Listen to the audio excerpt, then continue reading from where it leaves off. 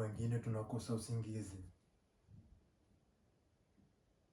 tunajiuliza tufanye nini ila sisi tubadilishe maisha yetu, tufanye nini na sisi tuendelee. Yaani tunajiuliza kabisa.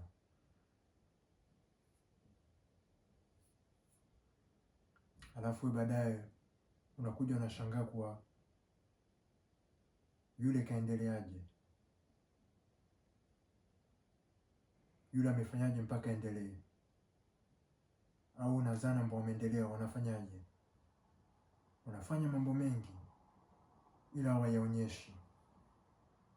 Wanafanya mambo mengi, sasa wanakosa usingizi ila hawaonyeshi. Sasa mimi hapa nimejaribu nionyeshe mambo baadhi tu madogo, ili labda nije kuinspire mtu mwingine asione kwa yupo mwenyewe kipindi anahangaika, anajituma, anajiuliza mimi mbona napambana ila vitu vinachukua muda. Hamna shida, wewe endelea tu.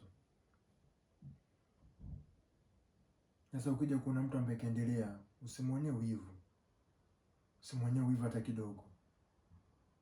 Hujui wapi alipopitia huyo mtu. Watu wanahangaika, watu wanapambana. Vingine huwezi ukaona wewe.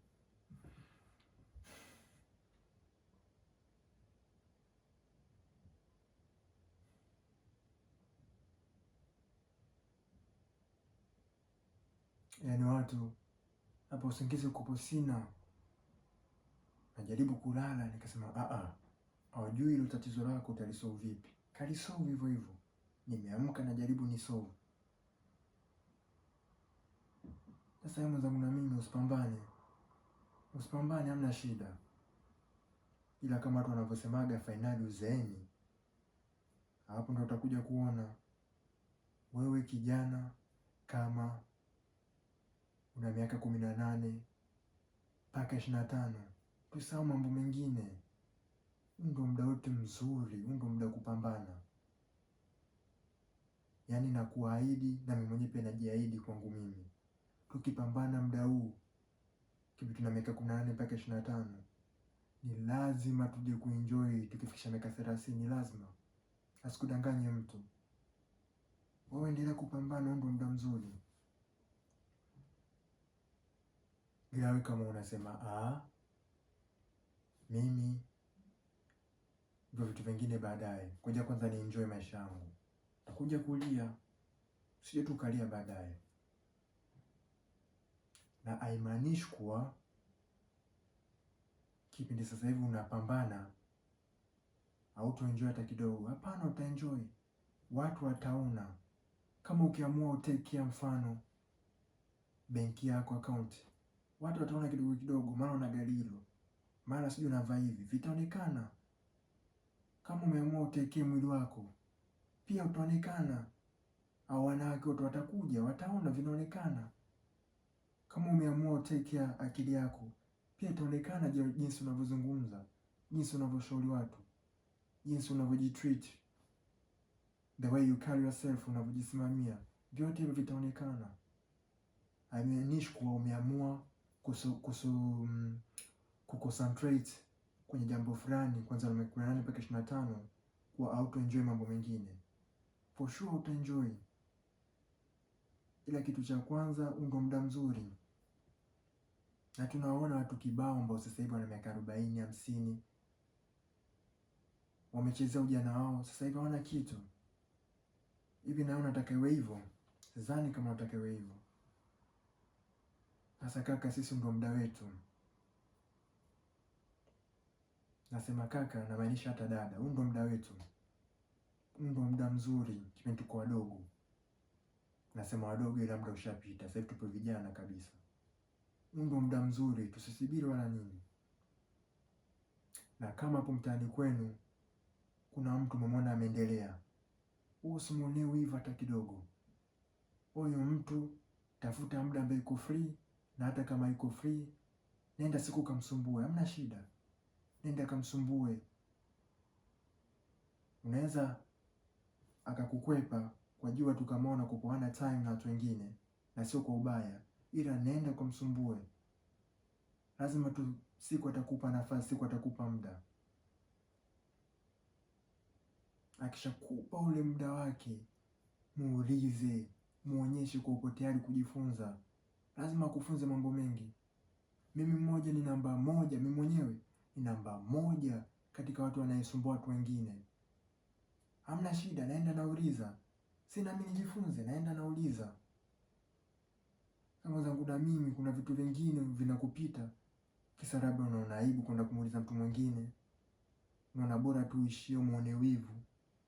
Nadhani wivu utakupeleka sehemu yoyote. Au kusema bahati.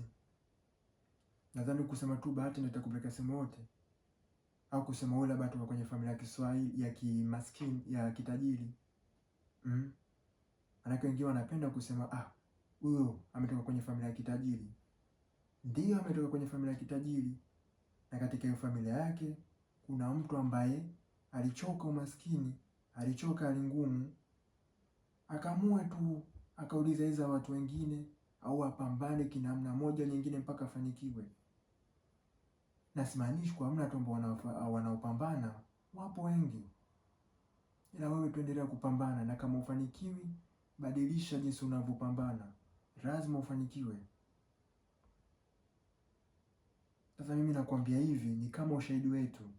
Wewe na mimi baada ya miaka 5 tutakuja tuangalie nyuma, tuangalie video afu tuseme, tumetoka mbali. Angalia sasa tulipofikia. Angalia tulipofikia. Sasa brother, kapambane. Wewe unavyosema kuwa nina muda, ngoja nienjoy kidogo. Utakuja kulia baadaye. Wanaambia usome, pia usome, utakuja kulia baadaye. Na wewe unayesoma unategemea tu labda elimu ndio itakuja kukupa hela, utakuja kulia baadaye. Mambo mengi inabidi tufanye. Na sio kisa tu tunasoma, pia ndio tusahau kufanya mambo mengine. Inabidi nao tufanye. Na kisa nyingine tunafanya elimu, tunasoma, afu kazi hamna. Anyway, hapa tunatoka nje ya mada kidogo. Mimi hapa nilichokuwa naongelea, wewe ambaye sasa hivi ufanye kitu. Wewe mbona unaona wivu watu wengine ujue walipopitia. Sasa hii video ni mwito wako. Hii video ili uone kwa kuna huyu jamaa alikuwa anaongelea kitu fulani hivi, anasema kwa usingizi hana. Anawazia nitasolve vipi hili jambo. Kuna jambo limemchukua kichwani, hajalala, ameamka, amewasha kamera yake ili aongee watu wengine nao waone. Na hatuna watu wengi kama sisi ambao anamaanisha kama mimi ambao wanaonyesha vipindi vigumu. Hamna. Mimi nimeamua nionyeshe kipindi kigumu ili kwa baadaye kipindi kija kuwa kizuri wasije wakatokea wale wanaanza kusema huyo mtoto wake tajiri, sijui mtoto wa nini. Hamna mambo kama hayo. Kupambana. Uwe kitajiri au kimaskini, kupambana. Tena sana sana wewe kimaskini, sisi wa kimaskini. Usione mtu ana kitu na nini amepambana, kidogo kidogo anajinunulia. Sasa kaka, umbo muda mzuri. Yaani nakuomba sana. Anza leo, kapambane, anza leo.